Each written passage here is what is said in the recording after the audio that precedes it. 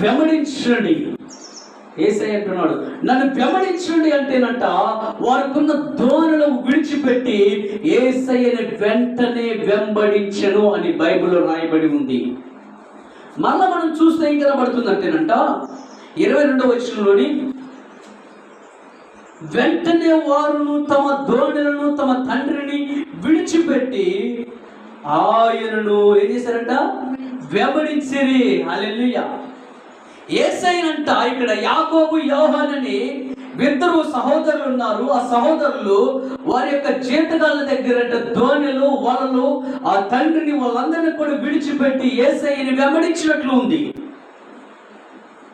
యేసయ్య పిలిచిన మాటకి నువ్వు విధేయత కలిగి ఉండటమే నీ జీవితంలో గొప్ప ఆశీర్వాదము. విధేయత కలిగి ఉండాలి. ఈరోజు విధేయతగా అవిధేయతగా వెళ్ళిపోతే ఏం జరుగుతుంది?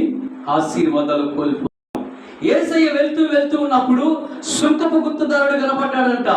అతనితో చెప్పాడంట, ఇదిగో నన్ను వెంబడించు అన్నాడంట. చూడండి 9వ వచనంలోని మత్తయి సువార్త.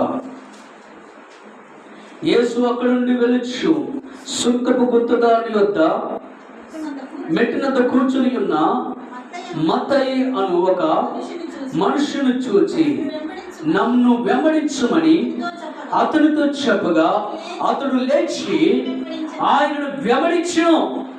అధికార పోస్టులో ఉన్నాడు, జాబ్ అనే పోస్టులో ఉన్నాడు.